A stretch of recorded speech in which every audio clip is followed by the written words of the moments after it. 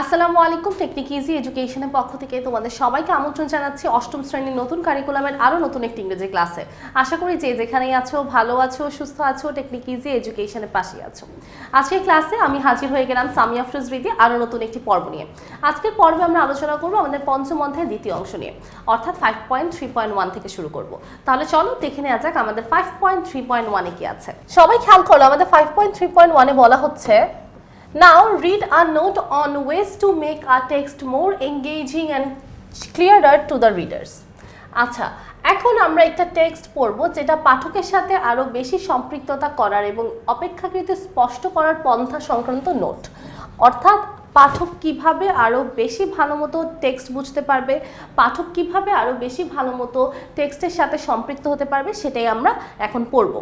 আচ্ছা, তার পাশাপাশি এখানে বলা আছে later identify the cohesive devices and their purposes in the following text. আচ্ছা, বলা হচ্ছে যে এখানে একটা টেক্সট আছে, how schools educate students about mental health.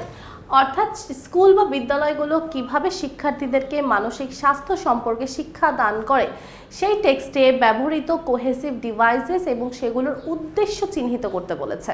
অর্থাৎ আমাদের এখানে আমরা প্রথমে কিছু পন্থা পড়ব, কিছু উপায় পড়ব যে কিভাবে টেক্সটগুলো বেশি ক্লিয়ার করা যায়, কিভাবে আরও বেশি সম্পৃক্ততা আনা যায় পাঠকের সাথে। তারপরে আমরা একটা টেক্সট পড়ব, সেই টেক্সটটার টাইটেল হচ্ছে how schools educate students about mental health. তারপর সেই টেক্সটটার মধ্যে যেই কোহেসিভ ডিভাইসেস আছে সেগুলো নিয়ে আলোচনা করব। এখন কোহেসিভ ডিভাইস কি, যারা আগের পর্বটি দেখোনি অবশ্যই আগের পর্বটি দেখে নিবে। কোহেসিভ ডিভাইস হচ্ছে আমাদের কোনো লেখাকে বা কোনো পাঠকে আমরা যখন সঙ্গতিপূর্ণভাবে বুঝতে চাই তখন সেখানে অনেক কিছু ব্যবহার করা হয়। কোহেসিভ বা কোহেসিভলি মানে হচ্ছে সঙ্গতিপূর্ণ বা সঙ্গতিপূর্ণভাবে। অর্থাৎ তুমি যখন তোমার কোনো লেখাকে ভালো মতো উপস্থাপন করতে চাও, তুমি যখন কোনো কিছুর পক্ষে কথা বলতে চাও, বিপক্ষে কথা বলতে চাও, যখন তুমি কোনো পয়েন্ট তুলে ধরতে চাও, তুমি এক এক সময় এক একটা শব্দ ব্যবহার করো। যেমন আমরা যখন কথা আরও কন্টিনিউ করতে চাই, আমরা শব্দের প্রথমে কি লিখি, কি বলি, বাক্যের প্রথমে মোর ওভার বা অ্যাডিং এই ধরনের কথা বলি, তারপর বা অলসো বলি, এগুলো বলি। তারপর আমরা যখন দুইটা বাক্য যোগ করি তখন আমরা কি বলি, অ্যান্ড, বাট, অর, এগুলো ব্যবহার করি। এই জিনিসগুলোই হচ্ছে আমাদের কোহেসিভ ডিভাইস, যেগুলো আমাদের বাক্যগুলোকে বুঝতে সাহায্য করে এবং আরও বেশি ক্লিয়ারার করে। আচ্ছা, এখন আমরা এগুলোর যেই পন্থা আছে বা যেই ওয়েতে আমরা এগুলো করতে পারি সেটাই আজকে জানবো। Ways to make a text easy and understandable two the readers. আচ্ছা দেখো, রিডার বা পাঠকের কাছে একটা টেক্সট বা একটা পাঠ সহনশীলভাবে বোঝার যে উপায় আছে সেটা নিয়ে এখন আলোচনা করা হবে। আসো একটু আলোচনাটা দেখি।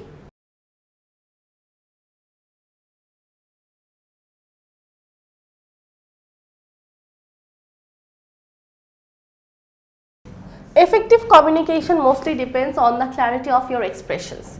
আচ্ছা, effective communication mostly depends on the clarity of your expressions.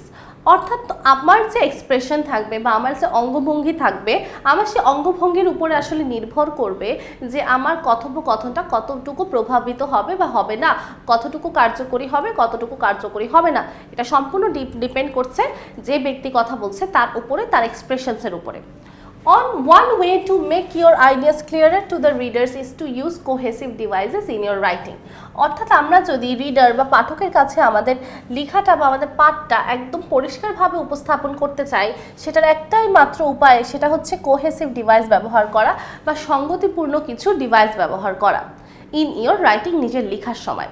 সঙ্গতিপূর্ণ ডিভাইসগুলো কি কি আছে আমরা সামনে জানতে পারবো।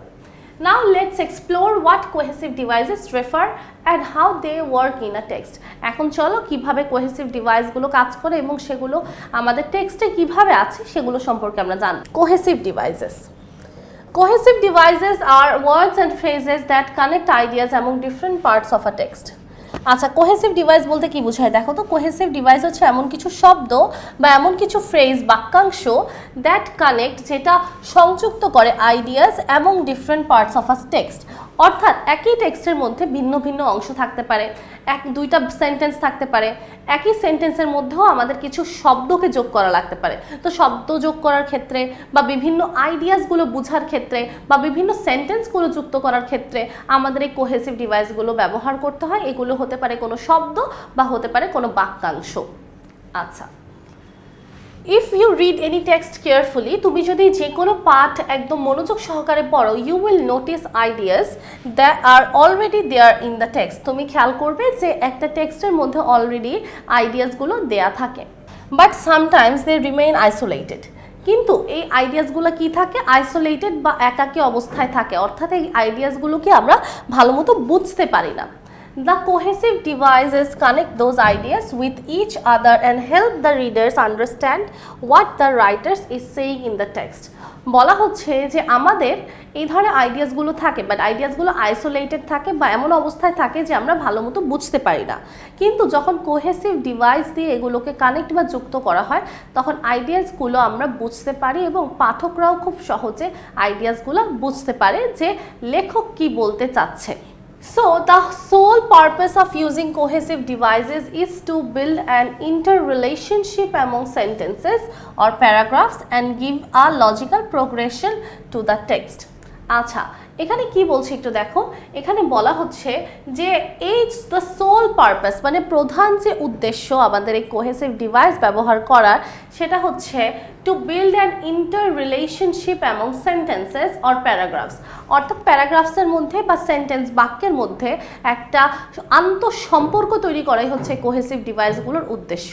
And give a logical progression to the text, এবং এই টেক্সটটা যেন লজিক্যালি সামনে আগায়, সেটা হচ্ছে এটার কাজ। অর্থাৎ কোহেসিভ ডিভাইস দিয়ে আমরা একটা টেক্সটকে আরও বেশি লেন্দি করতে পারবো এবং এটার প্রোগ্রেশনটা কেমন হবে? লজিক্যাল হবে।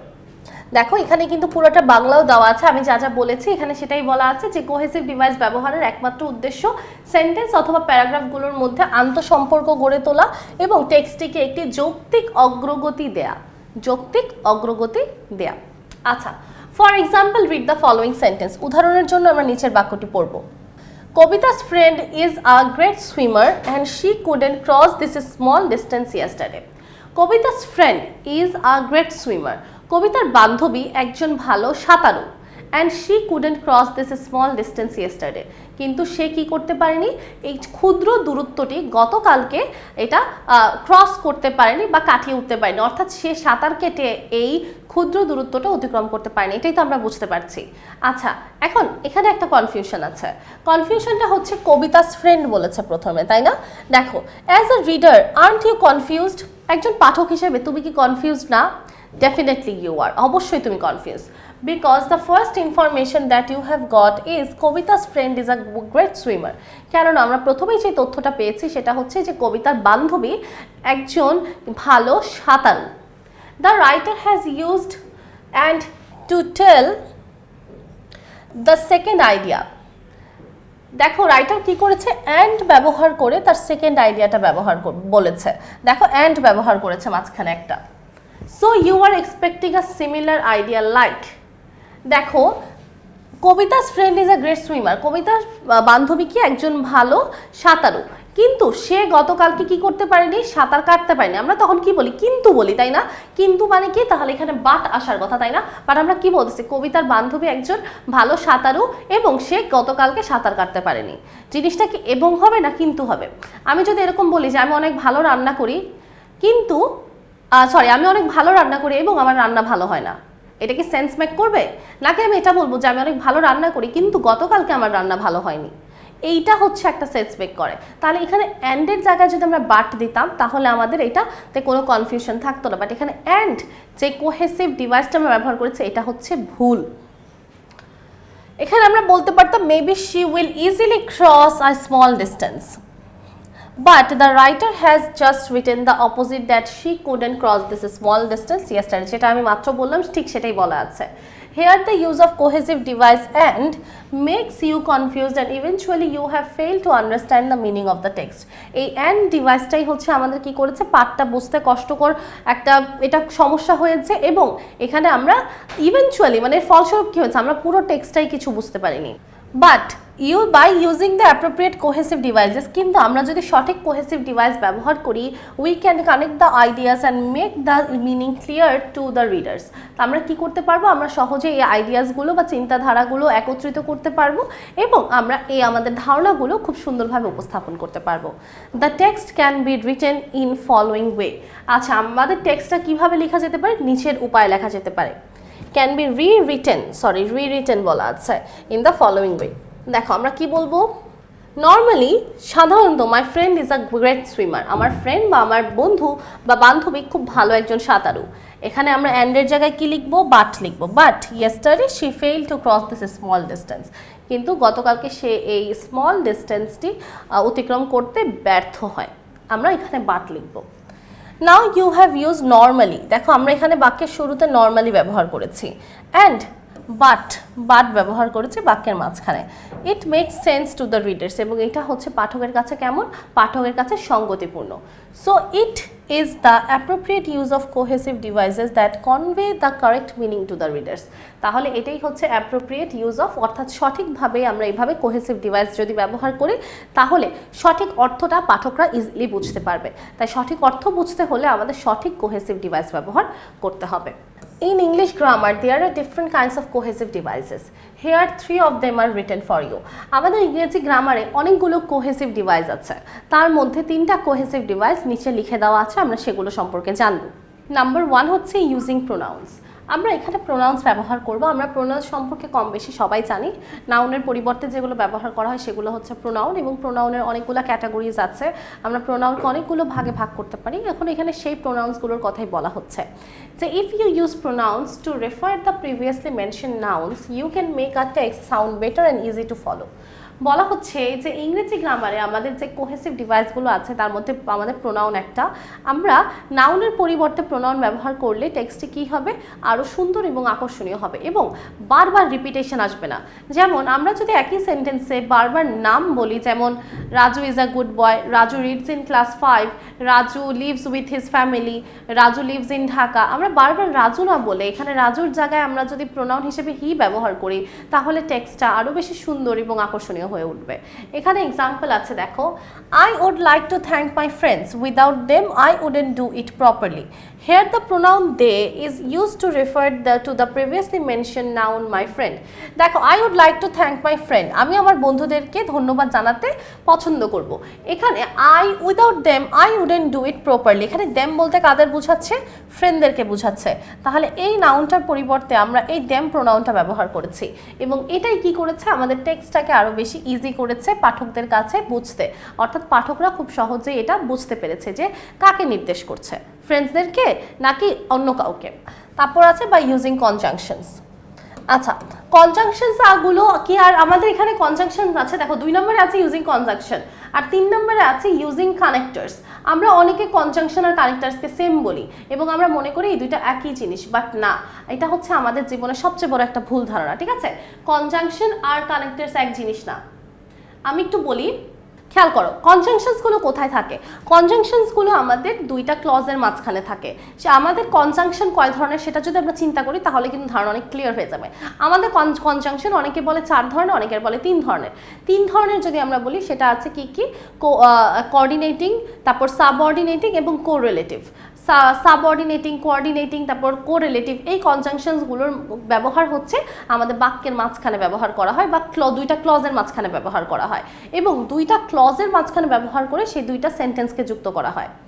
আর কানেক্টার্স কোথায় ব্যবহার করা হয়, কানেক্টার্স বাক্যের শুরুতে ব্যবহার করা যেতে পারে, কানেক্টার্স বাক্যের শেষে ব্যবহার করা যেতে পারে, কানেক্টার্স 2টা বাক্যকে যুক্ত করতে ব্যবহার করা যেতে পারে। কিন্তু কনজাংশন দিয়ে কিন্তু আমরা 2টা বাক্য যুক্ত করছি না, কনজাংশন দিয়ে আমরা 2টা ক্লজ যুক্ত করছি। আশা করি কথাটা আমরা বুঝতে পেরেছি, সামনে আরও যখন পড়বো তখন আমাদের ধারণাটা ক্লিয়ার হবে। আচ্ছা, একটু খেয়াল করব কনজাংশনে কি বলছে। Conjunction are words used to connect words, phrases and clauses in a text. দেখো, কনজাংশন দিয়ে আমরা ওয়ার্ড, শব্দকে যুক্ত করি, ফ্রেজেস, বাক্যাংশকে যুক্ত করি, এবং ক্লজেসকে যুক্ত করি। আবার ফ্রেজ আর ক্লজের মাঝখানে ডিফারেন্স কি, এটা নিয়েও কিন্তু আমাদের অনেক সমস্যা থাকে। আচ্ছা, ফ্রেজ মানে কি, দেখো ক্লজের ক্ষেত্রে একটা বিষয় আছে, ক্লজের ক্ষেত্রে বিষয় আছে যে তোমার সাবজেক্ট, ভার্ব, অবজেক্ট থাকে, কিন্তু ফ্রেজের ক্ষেত্রে এরকম না। ফ্রেজের ক্ষেত্রে কোনো নির্দিষ্ট সাবজেক্ট, ভার্ব, অবজেক্টের দরকার হয় না। ফ্রেজের ক্ষেত্রে আমাদের একটা ওয়ার্ডও কিন্তু কখনো কখনো ফ্রেজ হইতে পারে, একটা শব্দও কিন্তু ফ্রেজ হইতে পারে, কিন্তু একটা শব্দ কখনো কখনো কিন্তু ক্লজ হয় না। ক্লজ হইতে হলে সেটার সাবজেক্ট, ভার্ব, অবজেক্ট এগুলো থাকতে হয়। আবার কিছু ক্লজ আছে ডিপেন্ডেন্ট ক্লজ, ইন্ডিপেন্ডেন্ট ক্লজ, ঠিক আছে, অর্থাৎ তুমি বুঝবা যেই ক্লজটা সম্পূর্ণ একটা অর্থ প্রকাশ করে সেটা হচ্ছে ইন্ডিপেন্ডেন্ট ক্লজ, আর যেই ক্লজটা আরেকটা ক্লজ ছাড়া সঠিক অর্থ প্রকাশ করে না সেটা হচ্ছে ডিপেন্ডেন্ট ক্লজ। আচ্ছা, এই আলোচনাগুলো অনেক বিশাল, আমি এগুলোর মধ্যে যাচ্ছি না একদমই, তাহলে তোমরা অনেক কনফিউজ হয়ে যাবে। আমাদের এখানে আলোচনা হচ্ছে মেইনলি কনজাংশনের ব্যবহারটা নিয়ে। আমি আবার একটু বলছি যে কনজাংশনগুলো ব্যবহার করা হয় ক্লজের মাঝখানে, ফ্রেজের মাঝখানে এবং শব্দের মাঝখানে। কিন্তু কানেক্টার্সগুলো কোথায় ব্যবহার করা হয়? কানেক্টার্সগুলো কিন্তু ক্লজের মাঝখানে, ফ্রেজের মাঝখানে, শব্দের মাঝখানে ব্যবহার করা হয় না। কানেক্টার্সের ব্যবহার আর কনজাংশনের ব্যবহারের মধ্যে একদম স্লাইট ডিফারেন্স আছে। আচ্ছা দেখো, ইন ইংলিশ গ্রামার, ইংরেজি গ্রামারে the most used conjunctions are for, and, nor, but, yet and so. Fan boys, দেখো ফ্যান বয়েজ দিয়ে আমরা ইজিলি মনে রাখতে পারবো এই কনজাংশনগুলো।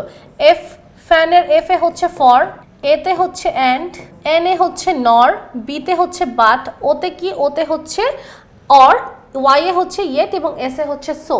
এই যে ফ্যান ভয়েস, এগুলোকে আসলে বলা হচ্ছে মোস্ট ইউজড কনজাংশন, সবচেয়ে বেশি ব্যবহৃত কনজাংশন, বাট আসলে কিন্তু তা নয়। ফ্যান বয়েস বা এই কনজাংশনসগুলো হচ্ছে আমাদের কোঅর্ডিনেটিং কনজাংশনস। কনজাংশনের যে ভাগগুলো আছে সেখান থেকে আসছে এটা কোঅর্ডিনেটিং কনজাংশন। এটা হচ্ছে আমাদের সেই কোঅর্ডিনেটিং কনজাংশন, অর্থাৎ একটা ইন্ডিপেন্ডেন্ট ক্লজের সাথে একটা ডিপেন্ডেন্ট ক্লজকে যুক্ত করতে হলে যেটা লাগে সেটাই হচ্ছে কোঅর্ডিনেটিং কনজাংশন। আর এটাই হচ্ছে আমাদের সেই কনজাংশনসগুলো যেটাকে আমরা ইজিলি ফ্যান ভয়েস এটা দিয়ে মনে রাখতে পারি। আচ্ছা এখন দেখো কনজাংশন ব্যবহার আমরা পড়েছি যেটা, সেটাই এখানে বাংলায় বলা আছে। দেখো এখানে ফর এক্সাম্পল দেওয়া আছে, if you read the following sentences, I like to talk to people, I like to know about different lifestyles, I don't like to travel. দেখো এখানে একই ক্যাটাগরির সেন্টেন্স বারবার রিপিটেশন আসছে। আমি মানুষের সাথে কথা বলতে পছন্দ করি, আমি মানুষের বিভিন্ন ধরনের জীবনযাপন সম্পর্কে জানতে পছন্দ করি। I don't like to travel, আমি ঘুরতে পছন্দ করি না। এই কথাগুলা দেখো একটার পর একটা বাক্য আসছে, কিন্তু আমরা বাক্যগুলো কিন্তু ক্লিয়ারলি বুঝতে পারছি না। কেন বুঝতে পারতেছি না? কখনো বলতে চাই মানুষের সাথে কথা বলতে পছন্দ করি, কখনো বলতে চাই আমি ঘুরতে পছন্দ করি, আমি ভ্রমণ করতে পছন্দ করি না। তো জিনিসগুলো একটু কনফিউজিং, একটু পাজলড, তাই না? এখানে যেটা বুঝতে হবে সেটা হচ্ছে যে আমাদের এখানে কি অনুপস্থিত, আমাদের এখানে কোহেসিভ ডিভাইস নেই, সঙ্গতিপূর্ণ কিছু শব্দ নেই, যেগুলো থাকলে আমরা ভালো মতো বুঝতে পারতাম। Here the sentences are not connected, এখানে বাক্যগুলো একটার সাথে আরেকটা সংযুক্ত নয়। তাহলে এখানে আর কি আছে? Neither the ideas, so they do not give a clear meaning to you, but using appropriate conjunctions you can connect the ideas and make them meaningful. বলা হচ্ছে যেহেতু এখানে কনজাংশন দিয়ে এগুলো কানেক্টেড না আইডিয়াসগুলো, তাই আমরা ভালো মতো বুঝতে পারছি না। বাট আমরা যদি এখানে কনজাংশনসগুলো ব্যবহার করি এবং আইডিয়াসগুলো কানেক্ট করি, সংযুক্ত করে, আমরা সঠিক অর্থটা বুঝতে পারবো। Let's use conjunctions to connect the ideas and make the text meaningful. আমরা এখন কনজাংশন ব্যবহার করে এই পাঠটাকে মিনিংফুল বা অর্থবহ করে তুলবো। I like to talk to people and know about different lifestyles. দেখো আমি মানুষের জীবন সম্পর্কে জানতে পছন্দ করি এবং বিভিন্ন মানুষের জীবনযাত্রা সম্পর্কেও জানতে পছন্দ করি। But I don't like to travel, কিন্তু আমি ভ্রমণ করতে পছন্দ করি না। এই একটা কনজাংশন এবং এই একটা কনজাংশন আমাদের এই বাক্যটাকে খুব বেশি মিনিংফুল করে তুলেছে। এখন কিন্তু আমরা ভালো মতো বুঝতে পারছি যে আসলে আমি মানুষের সাথে কথা বলতে পছন্দ করি এবং তাদের জীবনধারা সম্পর্কে জানতে পছন্দ করি, কিন্তু আমি ভ্রমণ করতে পছন্দ করি না। By using appropriate conjunctions, you can connect the ideas to make the text meaningful. ওকে, তারপর আমরা এখন নেক্সট পার্টে যাব, সেটা হচ্ছে by using connectors, linking words and phrases. আচ্ছা, connectors play an important role to make a text meaningful. There is a long list of connectors. Here is a list of some important connectors and their functions. Uses are given here for you. বলা হচ্ছে টেক্সটকে অর্থপূর্ণ করার ক্ষেত্রে কানেক্টরের গুরুত্বপূর্ণ ভূমিকা পালন করে। কানেক্টরের একটি দীর্ঘ তালিকা রয়েছে। নিম্নে কিছু কানেক্টরের লিস্ট বা তালিকা দেওয়া হলো এবং সেগুলো ব্যবহার দেওয়া হলো। আচ্ছা, আমরা একটু দেখব তালিকাটা। প্রথমে আছে also, in addition, furthermore, moreover, as well as, etc. এগুলো কেন ব্যবহার করা হয়? Add another piece of information, অর্থাৎ আরও কিছু তথ্য যুক্ত করার জন্য এই কানেক্টরসগুলো ব্যবহার করা হয়। এখানে দেখো, in a text, my cousin Shefali loves, অবে and cares about her parents, also she helps her friends in their studies. দেখো প্রথমে বলেছে যে আমার কাজিন, আমার বোন শেফালি কি করে, সে ভালোবাসে এবং তার মাতা পিতার খুব যত্ন করে এবং তাদের সম্মান করে, এবং অলসো তার পাশাপাশি এবং আরও কি করছে, অর্থাৎ আমরা যখন আরেকটি ইনফরমেশন তথ্য অ্যাড করছি তখন অলসো ব্যবহারটা আসলো, যে সে তার পড়ালেখা তার বন্ধুদেরকে সাহায্য করে। তাহলে অলসো দিয়ে কি করা যায়? আরও ইনফরমেশন তথ্য অ্যাড করা যায়। Compare, likewise, similarly, in the same way. আমরা যখন কম্পেয়ার বা তুলনা করব, বা কন্ট্রাস্ট, কন্ট্রাস্ট মানে কি বিপরীত বিষয়বস্তু তুলে ধরবো, তখন কি ব্যবহার করব? Although, however, on the contrary. এগুলো হচ্ছে আমাদের কানেক্টার্স, বিপরীত বিষয়বস্তুর জন্য আর একই ধরনের বিষয়বস্তুর জন্য। টু কম্পেয়ার অ্যান্ড কন্ট্রাস্ট, অর্থাৎ আমরা মিল খোঁজার জন্য বা মিল দেখানোর জন্য অথবা বিপরীত বৈশিষ্ট্য দেখানোর জন্য ব্যবহার করে থাকি। যেমন my mother loves T with sugar although she is a diabetic patient. আমার মা চিনি দিয়ে চা খেতে ভালোবাসে যদিও সে একজন ডায়াবেটিক রোগী। অর্থাৎ এখানে কি দাঁড়াচ্ছে? দুইটা বিপরীত কথা আসছে, ডায়াবেটিক রোগী আর চিনি দিয়ে চা খেতে পছন্দ করে। তো দুইটা বিপরীত কথা মানে কি কন্ট্রাস্ট, কন্ট্রাস্টের জন্য আমরা কি ব্যবহার করি? অলদো, আর এখানে অলদো আছে। Likewise she loves to test sweets, এবং ঠিক সেইভাবেই সে মিষ্টি খেতেও পছন্দ করে। লাইকওয়াইজ, দেখো এই যে লাইকওয়াইজ মানে কি, লাইকওয়াইজ দিয়ে এখানে কি কম্পেয়ার করা বোঝাচ্ছে যে চিনির সাথে চা এবং তার পাশাপাশি মিষ্টি খেতেও ভালোবাসে। আচ্ছা দেখো, আবার আছে for example, such as, E for, instance, like, etc. আমরা এগুলো ব্যবহার করি। For example, such as, for instance, like, এগুলো কখন ব্যবহার করি? To give evidence or example, অর্থাৎ কোনো উদাহরণ দেওয়ার জন্য অথবা এভিডেন্স, প্রমাণ দেওয়ার জন্য। যেমন nowadays many education institutions are shifting to blended learning because it has different benefits, for instance saving time and money, giving the opportunity to share audios and videos. দেখো for instance প্রথমে বলা হয়েছে শিক্ষা ক্ষেত্রে এখন অনেক ধরনের শিক্ষা ব্যবস্থাকে যুক্ত করে একদম মিশ্রিত করা হয়েছে, কেননা এটার অনেকগুলো সুযোগ সুবিধা আছে, অনেকগুলো বেনিফিটস আছে। যেমন এই যে যেমন, যেমন মানে আমরা এক্সাম্পল দিব, এক্সাম্পল দেওয়ার জন্য কি ব্যবহার করেছি? For instance. এই শব্দটা এই শব্দ দুইটা ব্যবহার করেছি, যেটা আমাদের একটা কানেক্টর এবং দুইটা বাক্যকে যুক্ত করছে। একটু খেয়াল করো, তারপরে আছে কজ, কারণ দেখাতে হলে আমরা because, due to, since, etc এগুলো ব্যবহার করি। এবং এফেক্ট, প্রভাব দেখাতে হলে আমরা consequently, as a result, therefore, so, etc এগুলো ব্যবহার করি। এখানে বলা আছে I couldn't sleep well last night, আমি গত রাতে ভালো মতো ঘুমাতে পারিনি, because it was noisy outside, কেননা বাহিরে অনেক বেশি আওয়াজ ছিল। এখন এই কেন ঘুমাতে পারিনি, কারণটা দেখানোর জন্য বিকজ ব্যবহার করা হয়েছে। ঠিক একইভাবে প্রভাব দেখানোর জন্য কি ব্যবহার করা হয়েছে? As a result I feel dizzy and I can concentrate on the class, এবং এর ফলস্বরূপ আমি ক্লাসে আমার মাথা ঘুরাচ্ছে এবং আমি ক্লাসে মনোযোগ দিতে পারছি না। তাহলে ফল বা রেজাল্ট দেখাতে হলে, কোনো কিছুর এফেক্ট দেখাতে হলে, প্রভাব দেখাতে হলে আমরা কিছু নির্দিষ্ট শব্দ ব্যবহার করব এবং কারণ দেখাতে হলে কিছু নির্দিষ্ট শব্দ ব্যবহার করব। তারপর আসছে firstly, secondly, thirdly, finally, then, after that, in the end, etc. এগুলো দিয়ে করা হয় টু মেক আ সিকোয়েন্স, অর্থাৎ ধারাবাহিকতা বা ক্রমধারা দেখানোর জন্য এগুলো ব্যবহার করা হয়। I am making a plan to prepare myself for the coming examination, আমি নিজেকে তৈরি করছি পরবর্তী পরীক্ষার জন্য। ফার্স্টলি, প্রথমত I will list all the subject, দেখো এখানে ফার্স্টলি আছে, প্রথমত কি করবেন? Next I will make a time frame, তারপরে আমি আমার সময়গুলোকে গুছাবো। নেক্সট আছে, নেক্সট হচ্ছে একটা আমার কানেক্টর। এই যে ফার্স্টলি, নেক্সট, সেকেন্ডলি, দেন, ফাইনালি, এগুলোই হচ্ছে আমাদের সিকোয়েন্স বা ধারাবাহিকতা বোঝাচ্ছে এবং এগুলো হচ্ছে আমাদের কানেক্টর। তারপর আছে particularly, specially, mainly, etc. To give emphasis on something or someone, অর্থাৎ কোনো কিছুর উপর গুরুত্ব দেওয়ার জন্য বা কোনো কিছুর উপর বিশেষভাবে গুরুত্ব প্রদর্শন করার জন্য যেগুলো ব্যবহার করা হয় সেগুলো হচ্ছে পার্টিকুলারলি, বিশেষভাবে, স্পেশালি মানে বিশেষভাবে, মেইনলি মানে হচ্ছে প্রধানভাবে। Communication in English is a must for all students, specially for those who want to study abroad. Communication বা যোগাযোগ করা ইংরেজিতে সকল শিক্ষার্থীদের জন্য দরকার, বিশেষ করে সেই সকল শিক্ষার্থীদের জন্য যারা বিদেশে যেতে চায়। দেখো এখানে এইটা একটা ক্লজ এবং এর পরেরটা হচ্ছে একটা ক্লজ, এবং এই দুইটাকে যুক্ত করা হয়েছে একটা স্পেশালি শব্দ দিয়ে, একটা কানেক্টর দিয়ে, যেখানে আমরা কি বুঝতে পারছি? গুরুত্বটা বুঝতে পারছি। আচ্ছা, একদম লাস্টলি একটা আছে, এটা দেখে ফেলি। In conclusion, to conclude, to summarize, therefore, overall, etc. এগুলো ব্যবহার করা হয় to summarize or conclude the ideas, অর্থাৎ আমাদের উপসংহারের জন্য এগুলো ব্যবহার করা হয়। যেমন in Bangladesh the literacy rate is increasing day by day, also, দেখো একই ইনফরমেশন ব্যবহার করার জন্য অলসো ব্যবহার করেছে। Lifestyle is developing but we are gradually losing our green Bangladesh, কিন্তু দেখো আমরা দিন দিন উন্নয়ন করছি কিন্তু আমরা ধীরে ধীরে আমাদের সবুজ বাংলাদেশ হারিয়ে ফেলছি। একটা কন্ট্রাস্ট সেন্টেন্স যুক্ত করার জন্য বাট ব্যবহার করা হয়েছে। Therefore it is high time we need to be aware of the environment. Therefore কখন ব্যবহার করা হয়েছে? একদম বাক্যের শেষে, যখন আমরা একদম সামারি বা কনক্লুড করে দিচ্ছি যে এখন আমাদের সময় হয়েছে যে আমাদের পরিবেশ সম্পর্কে, আমাদের প্রকৃতি সম্পর্কে সবাইকে সচেতন করতে হবে। তাহলে অলসো ব্যবহার করেছি ইনফরমেশন অ্যাড করতে, বাট ব্যবহার করেছি কন্ট্রাস্টিং সেন্টেন্স যুক্ত করতে, এবং দেয়ারফর ব্যবহার করেছে আমাদের বাক্যটাকে বা পুরো টেক্সটটাকে কনক্লুড করতে, সামারাইজ করতে। আচ্ছা, আমাদের এখানে একটা অ্যাক্টিভিটি দেওয়া আছে, আমরা এই অ্যাক্টিভিটিটা পোস্টার একটা অ্যাক্টিভিটি আছে যেটা আমরা আমাদের নেক্সট ক্লাসে বা নেক্সট পর্বে দেখব। আজকের ক্লাসটা আমরা এখানেই শেষ করব। এখানে আমরা আজকে আসলে কি জানলাম সেটা যদি একটা ইজিলি সামারাইজ করা যায়, আজকে ক্লাসে আমরা মেইনলি জেনেছি আমাদের কোহেসিভ ডিভাইস কি এবং কি কি কোহেসিভ ডিভাইস আছে। নাম্বার 1, আমাদের অনেকগুলো কোহেসিভ ডিভাইস আছে, বাট আমরা আজকের ক্লাসে যেটা আমাদের বইয়ে আছে সেগুলো শিখেছি। নাম্বার 1 হচ্ছে প্রোনাউন, নাম্বার 2 হচ্ছে কনজাংশন, এবং নাম্বার 3 হচ্ছে কানেক্টরস, এবং এগুলোর ব্যবহার সম্পর্কে আমরা জেনেছি। নেক্সট ক্লাসে আমরা হচ্ছে আমাদের পোস্টারের যে কার্যক্রমটা দেওয়া আছে সেটা সমাধান করব।